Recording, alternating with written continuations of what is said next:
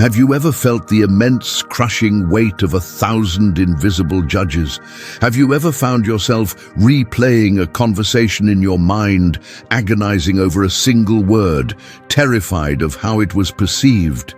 Have you ever felt a surge of elation from a simple compliment, or a plunge into despair from a perceived slight, and realized with a sickening lurch that your emotional state is not your own, but is rented out to the whims and opinions of others? You are intimately familiar with this exhausting and deeply human form of servitude. You are a slave, not to a single master, but to 1,000, to your boss, your colleagues, your friends, your partner, your family, and even to the faceless, anonymous strangers on the internet. Your mind, the one and only thing you truly possess, has become a public square, where any passerby can set up a tribunal and pass judgment, and you, the supposed ruler of this domain, are forced to listen and tremble. You spend your days performing, polishing your mask, curating your life, and managing your reputation, all in the desperate hope of winning a favorable verdict from a jury that is fickle, distracted, and often not even paying attention. But what if you could declare your independence? What if you could build a fortress within your own mind, an inner citadel so secure that the clatter of tongues outside its walls became nothing more than meaningless noise? This is not a fantasy of power, but a reality of philosophy. And the man who provides the clearest blueprint for this liberation was, paradoxically, the most powerful man in the known world, the Roman Emperor, Marcus Aurelius. His philosophy is not a gentle suggestion. It is a radical, life-altering command to stop caring what people think, not as an act of arrogant defiance, but as the fundamental prerequisite for a life of freedom, tranquility, and genuine virtue. You began your servitude in childhood, as all of us do. It was a necessary survival mechanism. As a child, your very existence depended on the approval and goodwill of the adults around you. Their praise meant safety, nourishment, and love. Their disapproval meant the terrifying threat of abandonment. You learned to read the subtle shifts in their expressions, to attune your behavior to their expectations, to become the person they needed you to be. This instinct for social cohesion is baked into our evolutionary hardware. But what was once a vital tool for survival has, in the complex world of adulthood, become the primary source of your psychological suffering. The theater of operations has expanded from your family to the entire world. You now perform on multiple stages simultaneously. At work, you strive for the approval of your superiors, laughing at jokes you don't find funny, suppressing your own opinions to avoid conflict. With friends, you curate an image of being fun, successful, and carefree, carefully hiding your insecurities and struggles. On social media, you present a highlight reel, a polished advertisement for a life, anxiously counting the likes and comments as a measure of your worth. You are living in a state of perpetual, low-grade performance anxiety. Your sense of self has become a fragile, outsourced commodity. It is not grounded in the bedrock of your own character, but is built on the shifting sands of public opinion. This makes you profoundly vulnerable. A single critical comment can ruin your day. The lack of an expected compliment can send you into a spiral of self-doubt. You are, in the starkest terms, not the master of your own emotional life. You have given that power away, and you have gotten nothing but anxiety and a hollow, inauthentic existence in return. Here we must turn to the master key that unlocks the chains of this servitude, the absolute cornerstone of Stoic thought, so frequently referenced by Marcus Aurelius, the dichotomy of control. This principle, first articulated by the slave-turned-philosopher Epictetus, is brutally simple and utterly transformative. It states that in life, some things are within our control, and some things are not. Within our control are our own thoughts, our judgments, our intentions, our choices, our actions, in a word, our character. Not within our control is everything else. Our bodies, our health, our wealth, our reputation, and most crucially for our topic, what other people think of us. The Stoics argue that the entirety of human misery stems from a fundamental error. We exhaust ourselves trying to control the things we cannot, while utterly neglecting the one domain over which we have absolute godlike power, our own mind. The opinions that other people form about you are a perfect example of an external. You have absolutely no direct control over them. Their thoughts are a product of their own upbringing, their own biases, their own mood, their own insecurities, their own limited information about you. You could perform the most virtuous act in the world, and someone, somewhere, could interpret it as a cynical, self-serving ploy. You could be a person of unimpeachable integrity, and someone could decide they simply don't like the sound of your voice. To stake your peace of mind on the contents of another person's head is, from a Stoic perspective, the very definition of madness. The undefeatable individual, the person Marcus Aurelius strived to be every single day, is not someone who has convinced everyone to like them. They are someone who has so rigorously trained their mind that the question of whether people like them or not has become profoundly, blessedly irrelevant to their inner tranquility. Marcus Aurelius, in the private pages of his journal that we now know as Meditations, returns to this theme again and again, wrestling with it, reminding himself of its truth. He is not writing from a place of lofty, detached wisdom. He is writing as a man in the arena, a man surrounded by the endless pressures of court intrigue, by sycophants who praise him to his face, and traitors who plot behind his back, by the adulation and the condemnation of the Roman mob. His advice is not theoretical, it is a practical tool for survival. He constantly deconstructs the irrationality of caring about others' opinions. He asks himself with brutal honesty, "It never ceases to amaze me. We all love ourselves more than other people, but care more about their opinion than our own." He looks at the people whose approval we so desperately seek and forces himself to see them clearly. Look at their minds. See what they are like, what they run from and what they chase, and then watch as their opinions crumble like sand. He reminds himself that these people, whose judgment he fears, will soon be dead and forgotten, as will he. "Soon you'll be ashes or bones," he writes, "a mere name at most, and the things that are prized in life are empty, rotten, and trivial." This is not a morbid thought. It is a dose of powerful perspective. In the vast, silent sweep of eternity, the petty squabbles over reputation and the fleeting sting of criticism are revealed to be utterly insignificant. Why, he asks himself, would you allow your soul, the only divine and eternal part of you, to be disturbed by the clatter of tongues from these ephemeral, confused, and often unvirtuous people? To do so is a profound failure of reason, a betrayal of your own ruling faculty. The path to liberation, therefore, is not about changing the world, but about fundamentally retraining your own mind. It is a process of building new habits of thought, of forging your ruling faculty, hegemonicon, into an impregnable fortress. This begins for Marcus with a daily practice of mental preparation. Each morning, you must remind yourself of the reality of the world and set your intention. You will meet people who are arrogant, selfish, and deceitful. This should not come as a surprise, nor should it disturb your peace. Their character is their problem, not yours. Your task is to act with virtue, regardless of their behavior. Your goal for the day is not to be praised, not to be liked, not to be admired, but to be a good person, to act with justice, courage, wisdom, and temperance.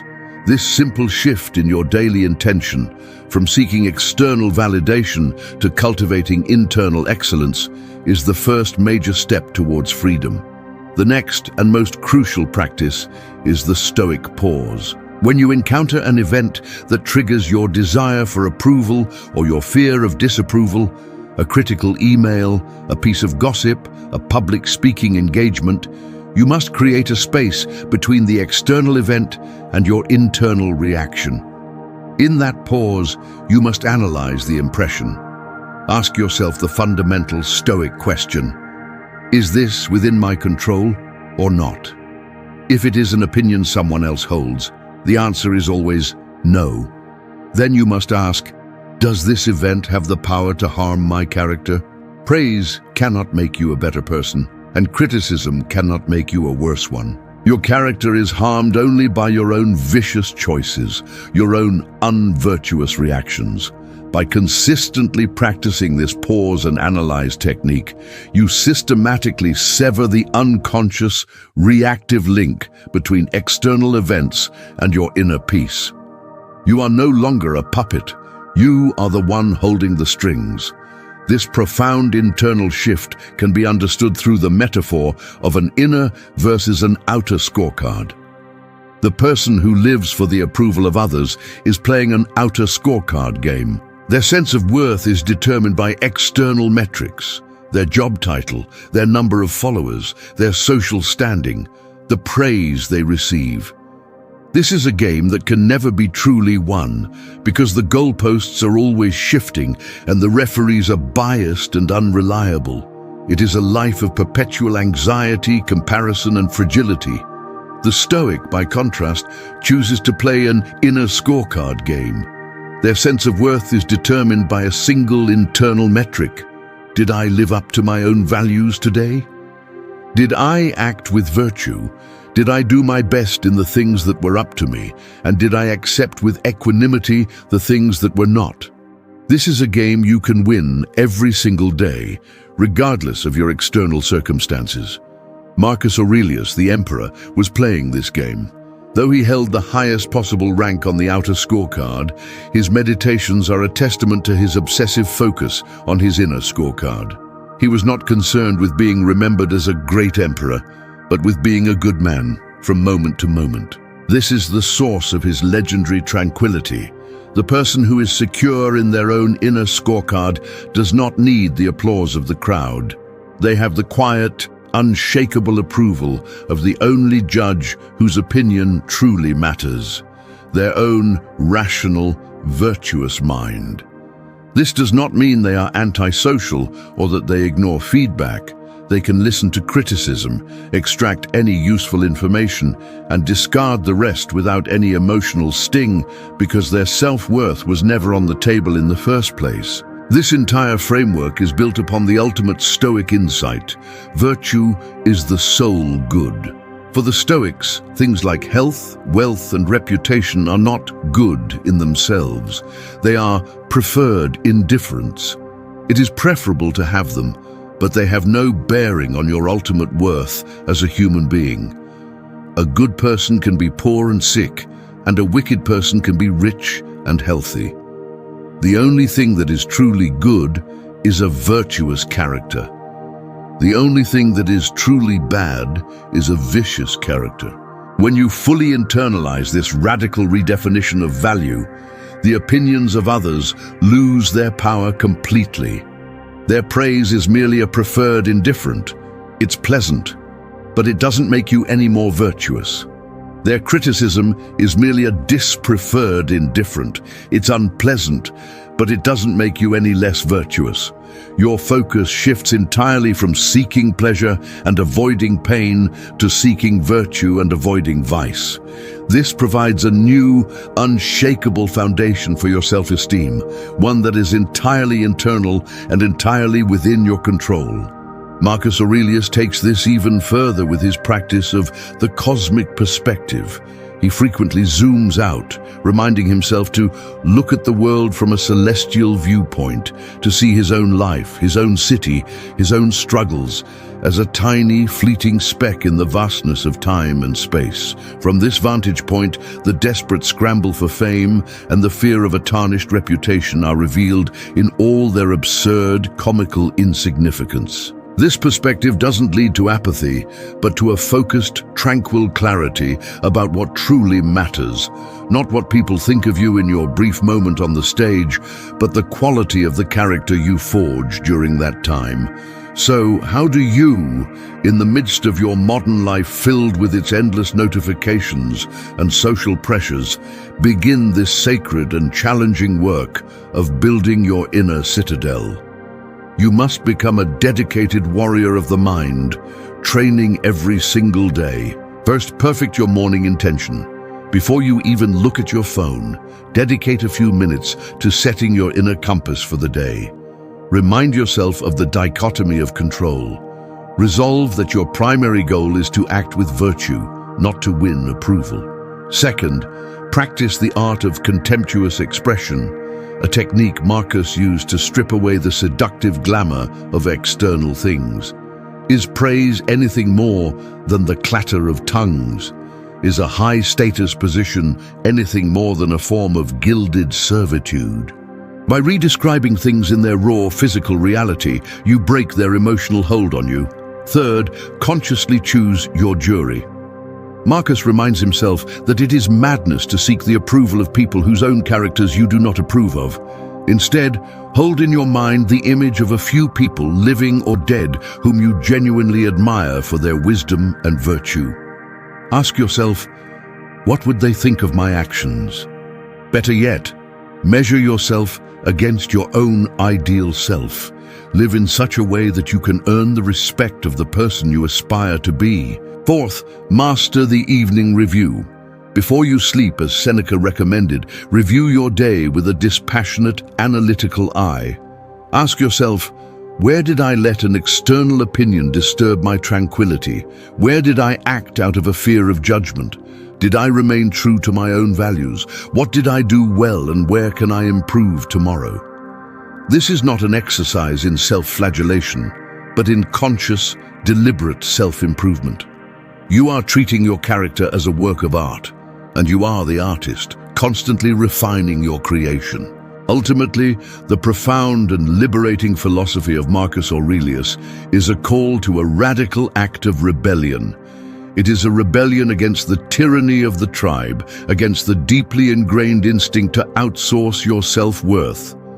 To stop caring what other people think is not to become a cold, arrogant, or isolated person. In fact, it is the opposite. It is only when you are no longer desperately seeking something from others, their approval, their validation, their praise, that you are finally free to genuinely give to them. You can act with kindness and justice, not because you want to be seen as a good person, but simply because it is the right thing to do. You can listen to others with your full attention, not because you are trying to formulate the perfect reply to impress them, but because you are genuinely interested. You can love others freely, not for how they make you feel about yourself, but for who they are. You become a more stable, reliable, and authentic presence in the lives of those you care about. The prize for this difficult inner work is not fame, wealth, or power. It is a prize far greater: tranquility, apatheia, an unshakable inner peace, a profound sense of freedom. It is the quiet, powerful joy of knowing that your own mind is your kingdom, and that you are its sole, benevolent, and unconquerable sovereign. The storms of public opinion will continue to rage, the winds of fortune will continue to blow, but you will remain secure and serene in your inner citadel, anchored by the unshakable conviction that the only measure of your life is the quality of your own character. And a person who has achieved this state is, in the truest sense of the word, undefeatable.